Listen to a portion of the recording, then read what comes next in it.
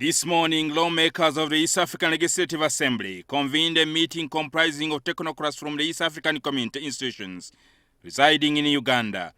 These include Lake Victoria Fisheries Organization, Civil Aviation Safety and Security Oversight Agency, CASOA, and the Inter-Universal Council of East Africa. The meeting was also attended by officials from the Ministry of Finance, Uganda Revenue Authority, the Directorate of Citizenship and Immigration, and the Ministry of Foreign Affairs. It emerged in the meeting that Ugandans who obtain dual citizenship in other countries through falsified documents risk losing their Ugandan citizenship. Now, if you falsify your facts and we establish it there and then, we'll tell you, you do not qualify. But if you falsify facts to make us believe you qualify, and it is later established that you falsified those facts, you automatically lose the citizenship. Because what was the motive of the falsification? So you go back to the original order.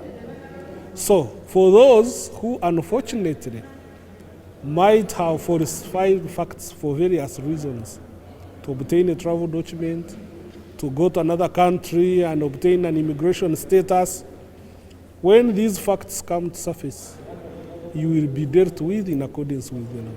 However, the Commission did not divulge details of how many Ugandans are likely to lose their Ugandan citizenship after they were found with forged immigration documents. Well, we do our work in confidence, but the cases are there, yes. And that is not a material that can be discerned by mere identification of documents. It must be adjudged by a substantive court of law. And if forgery took place outside the jurisdiction of the laws of Uganda, then clearly determination of whether or not there was a forgery is not a mere statement or imponderable by an administrator. Because we have provisions of nulla poveda sine lege. Forgery is a crime.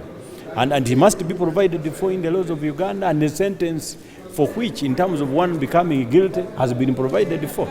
Fred Mukasambide expressed concern that some Ugandans are being discriminated against and are not regarded as Ugandans, yet the Constitution grants them that status. They can now be located in another country and speaking a language of another country, and probably that is antagonistic in terms of relations between Uganda and that country.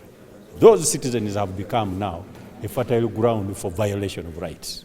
And accordingly, security agencies have only looked at them as a fertile recruitment ground for activities that are not in tandem and antagonistic to the state entity. Someone was picked, he has a Ugandan national ID, he has a Canadian passport, and a passport of another country.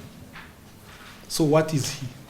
In the same meeting, it was revealed that Uganda has written to South Sudan asking the neighboring country to reciprocate the decision to scrap visa charges for South Sudanese travelers. It is a good move for our regions, and it is our mandate now as members of ELA from the Republic of South Sudan to engage our authority from Juba that they have to reply for that letter so the two citizens can enjoy the free movement of persons. Uganda does not require working permits from South Sudanese, but South Sudan requires them for Ugandans. South Sudanese are also concerned that their nationals are disconnected from mobile phone services every after 3 months. So for us, every 3 months, they just cut off our SIM card. So they say we have to cross the border, come back and register. The most critical one now that has caused even these SIM cards to be cut off is security. Because even with good intentions, any lapse can put all of us at stake. Currently, South Sudanese are required to pay $65 every after 3 months to remain connected on the Ugandan telecom networks. Jingo Francis, NTV.